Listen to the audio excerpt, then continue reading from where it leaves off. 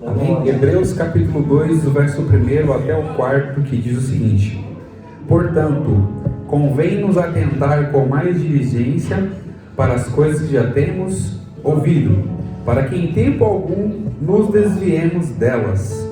Porque se a palavra falada pelos anjos permaneceu firme, e toda a transgressão e desobediência recebeu a justa retribuição, como escaparemos nós, se não atentarmos para uma tão grande salvação, a qual, começando a ser anunciada pelo Senhor, foi-nos depois confirmada pelos que a ouviram, testificando também Deus com eles por sinais e milagres e várias maravilhas e dons do Espírito Santo distribuídos por sua vontade.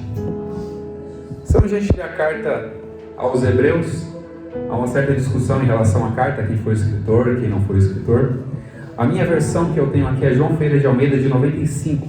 Ela fala aqui no título, a Epístola de Paulo aos Hebreus. Mas isso ainda é uma discussão, porque não aparece o nome de Paulo, né, na carta, né? Então é sempre uma discussão.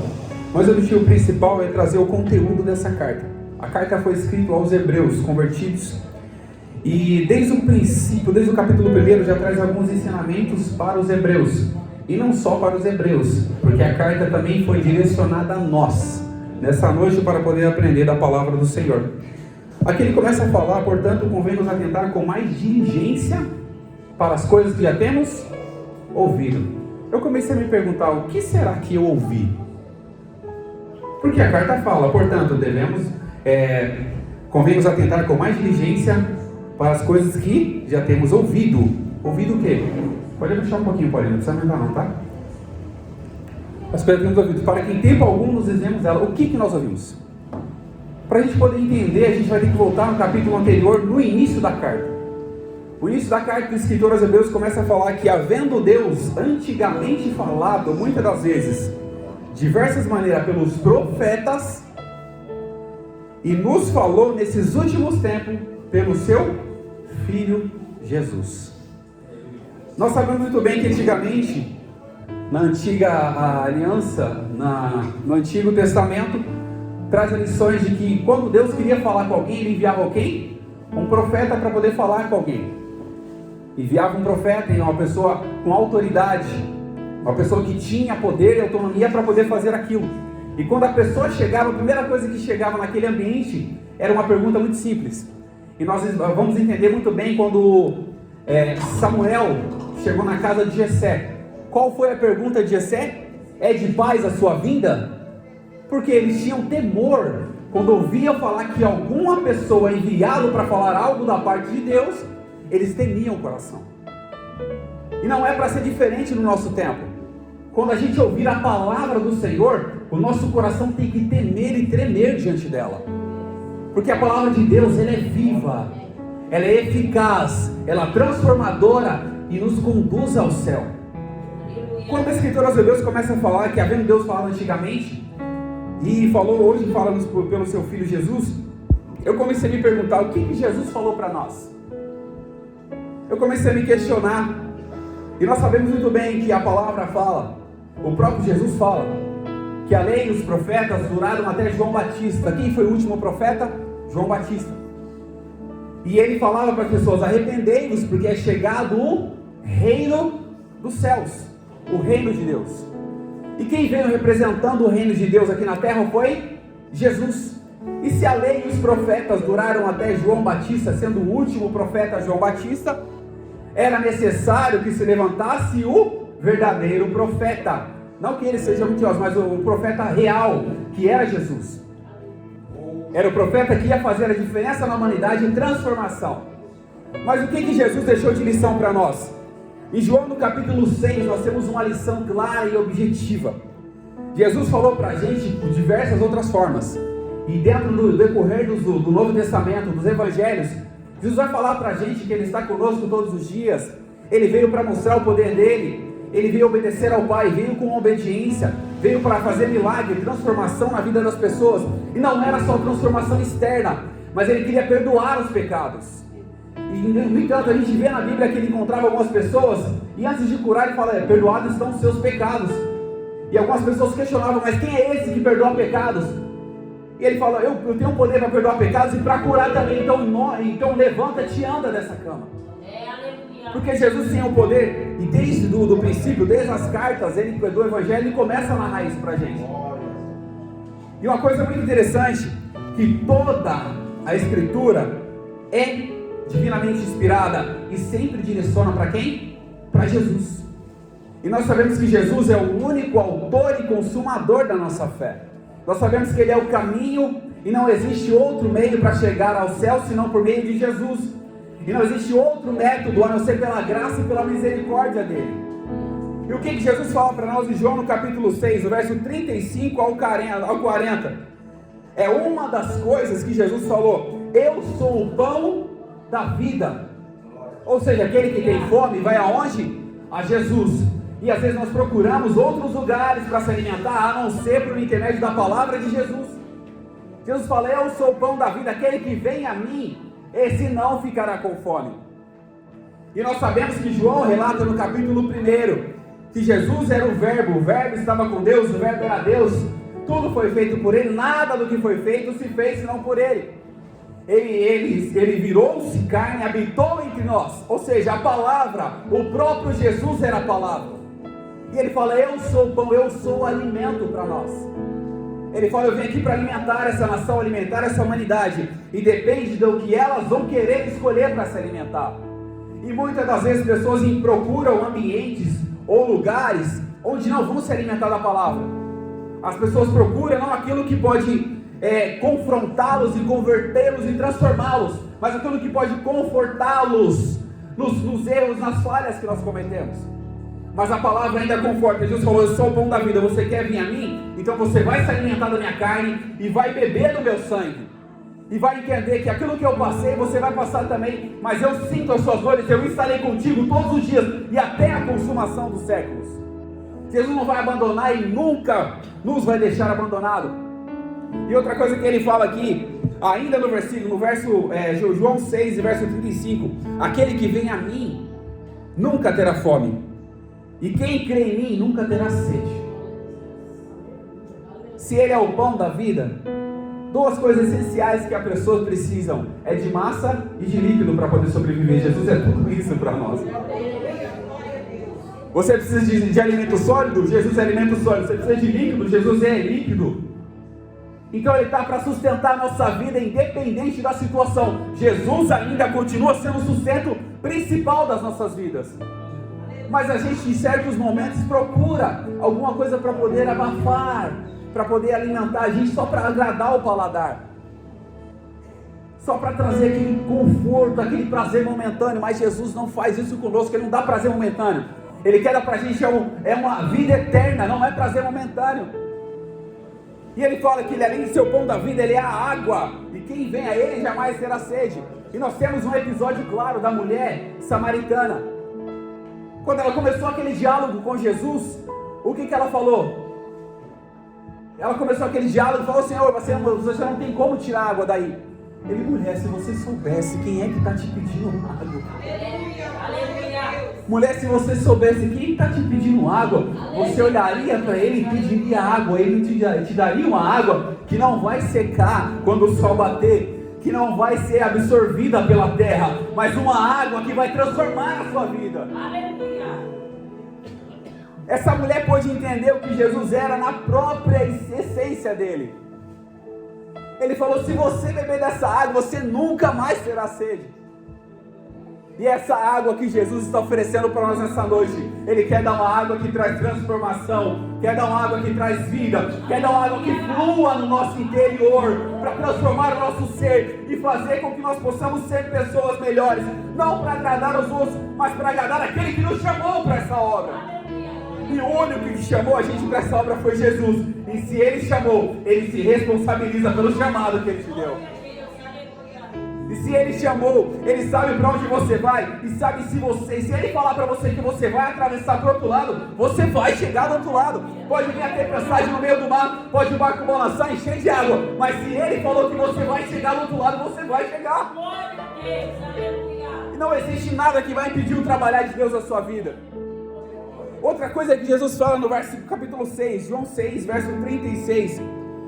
Mas eu vos disse também, vós me vistes, e contudo não credes.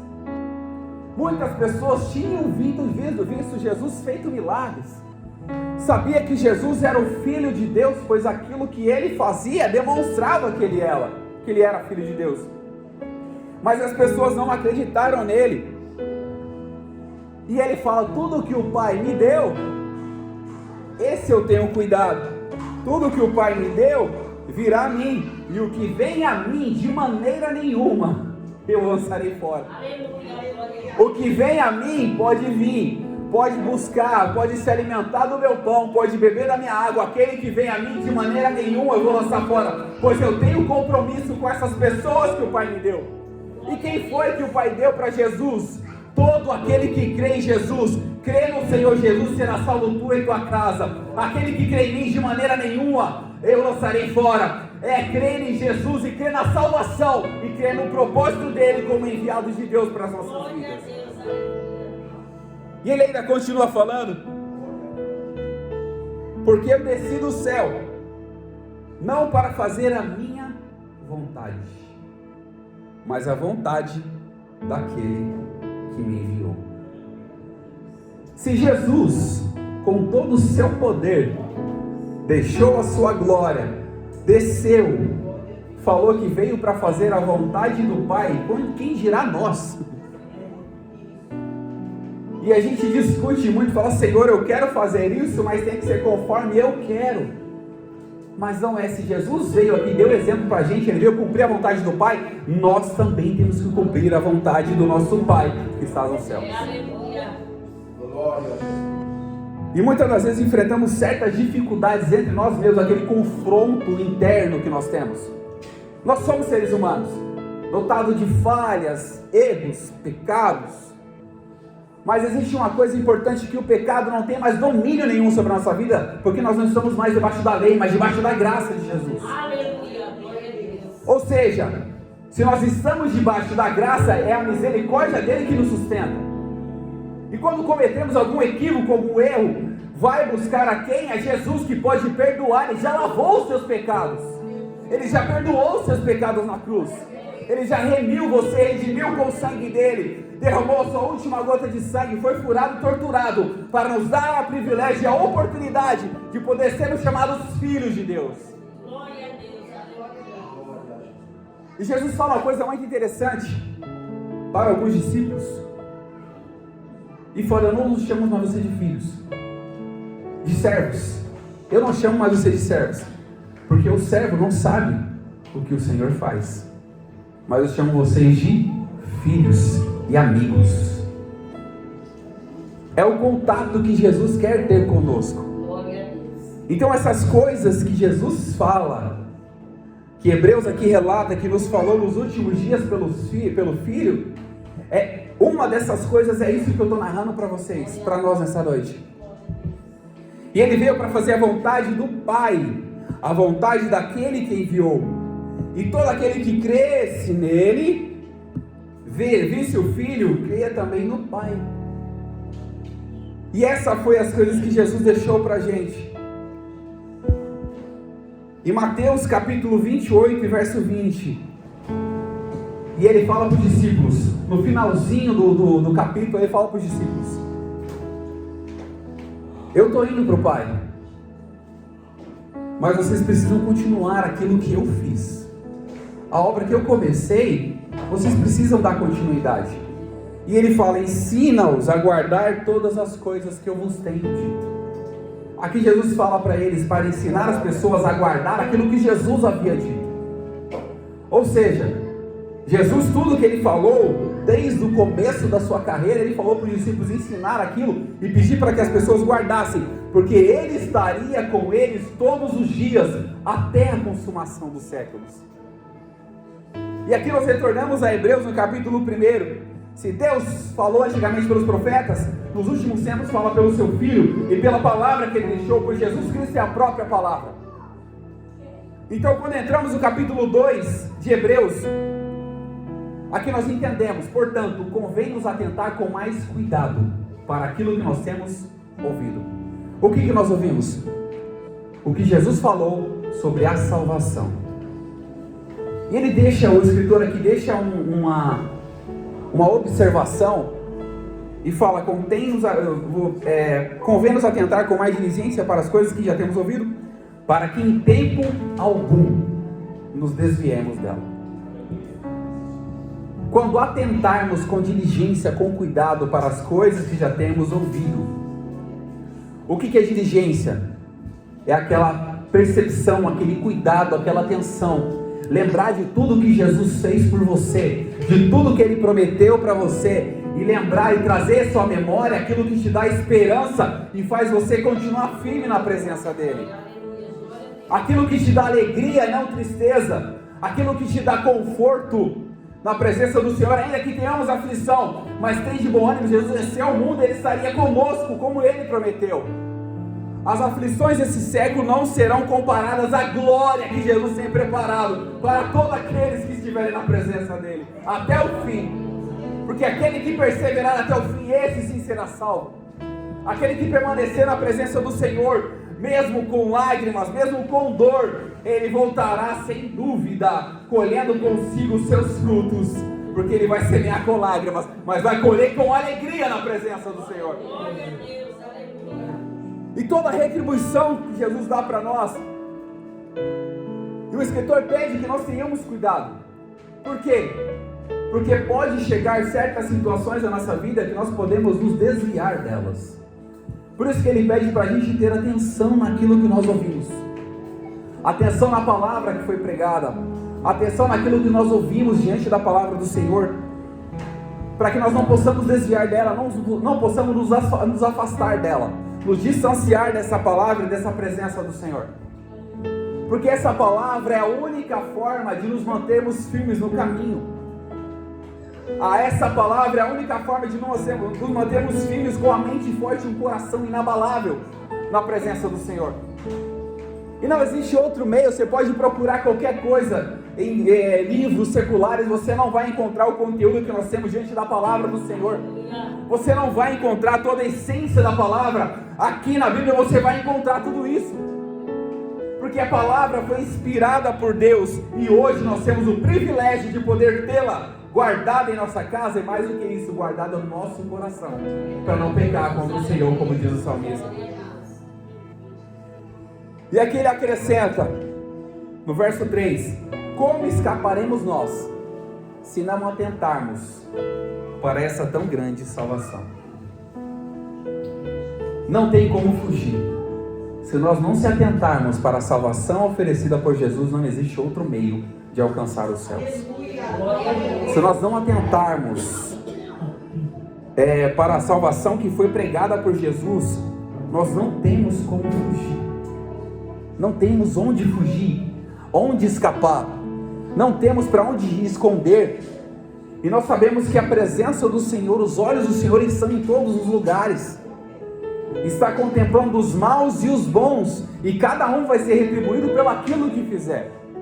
E que nesta noite nós possamos entender isso. Nós precisamos estar focados na palavra do Senhor, para que possamos cada dia mais estar diante da presença dEle, e não deixar que essa salvação fuja da nossa presença, que essa salvação fuja de nós, mas que nós possamos cada dia mais estar próximo dela, buscando ao Senhor com todo o nosso coração, buscando ao Senhor com todo o nosso entendimento, buscando ao Senhor com toda a nossa alma, com todo o nosso fervor, que nós possamos estar diante da presença do Senhor, para que em momento algum possamos desviar dela, e sempre estar na presença do Senhor, adorando ao Rei, exaltando ao Rei, e bendizendo a Ele, porque Ele é merecedor de tudo isso, de toda a glória, de todo o louvor e de toda a adoração.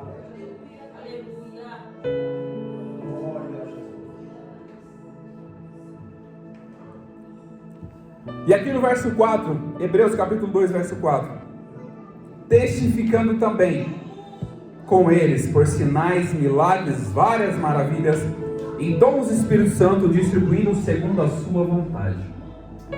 Jesus fez muitos sinais e maravilhas, fez muitos milagres, fez. Quando ele foi assunto aos céus, ele falou para os discípulos: eu não vou deixar vocês órfãos, mas eu vou enviar quem? O outro Consolador, para que seja convosco todos os dias. E esse Consolador, ele tem dons a ser distribuído, mas é distribuído conforme a vontade dele. Eu vi uma certa feita, em uma reunião de algumas pessoas, e as pessoas fazendo transferência de unção, as pessoas profetizando na vida das outras, não que seja errado isso, mas querendo imputar algo às pessoas que não é da alçada deles. O dom do Espírito é dado por sua vontade, não é porque eu quero, mas é porque o Espírito Santo quer fazer. Não é porque eu sou bonzinho, porque eu jejuei uma semana para poder pregar, que o Espírito Santo vai fazer isso. Não, Ele vai fazer porque Ele quer. Eu sou apenas um instrumento para levar a palavra, para que o Espírito Santo possa fazer a morada, converter o homem do pecado, da justiça e do juízo, para que a obra possa ser concretizada. E não depende de mim isso. Não depende de mim. Mas depende de quem? Do Espírito Santo fazer. E você não transfere aquilo que não é seu. O dom é de quem? Do Espírito. Foi dado para você. Mas você não transfere isso, porque é o Espírito que dá. Para provar isso na Bíblia, uma certa feita Elias ia ser assunto aos céus, tinha que ser levado ali. Eliseu se aproximou dele. Elias falou: pede o que você quiser e eu vou te conceder. O que Elias falou para Eliseu? Ele falou: eu vou te dar uma porção dobrada do meu Espírito? Eu vou te fazer sentir isso 2 vezes mais? Não. Ele falou: se você me vir subir, é um sinal que Deus que vai te dar. Ou seja, Elias estava falando, ele não estava transferindo aquilo que não é dele. Ele estava falando: se você me ver subir, você vai receber. E é assim nós precisamos entender. Não é qualquer pessoa que vai fazer, colocar a mão na nossa cabeça e a gente vai receber um dom. Não, mas é pelo Espírito Santo que Ele vai fazer conforme a sua vontade. E não é conforme a nossa. Não é conforme nós queremos. Não é conforme, eu sou bonzinho demais, eu preciso, eu mereço isso. Se nós fôssemos merecer aquilo que realmente nós merecíamos, era o inferno e a morte. Mas Jesus não deixou que isso acontecesse. Ele levou as nossas feridas, levou as nossas culpas na cruz. O castigo que nós tivemos, o castigo que estava sobre Ele, era para nós, e Ele levou sobre si. E tudo aquilo que nós temos hoje foi dado pela misericórdia e pela graça do Senhor Jesus. E não existe nenhum meio a não ser buscar ao Senhor enquanto nós podemos achar, invocá-lo enquanto Ele está perto, adorá-lo enquanto Ele está vivo diante de nós, ainda que nós não possamos vê-lo, mas a presença dEle é sentida em nosso meio, a presença dEle é notória em nosso meio, o nosso coração ainda arde quando sentimos a presença do Senhor, assim como aqueles 2 discípulos estavam no caminho de Emaús. Jesus passeou com eles, chegou na casa, participou do pão com eles. Eles só perceberam quando Jesus sumiu. E o que eles falaram não ardia em nós, o nosso coração, quando aquele homem nos falava. A presença de Deus ainda arde no nosso coração. E quando ela estiver ardendo, não deixe, não fique desapercebido. Pois é aí o momento que Deus vai fazer uma obra linda na sua vida. Aí o momento que Deus vai fazer uma obra perfeita na sua vida. Porque Ele é perfeito. E tudo que Ele faz na nossa vida é e será perfeito, para a honra e glória dEle.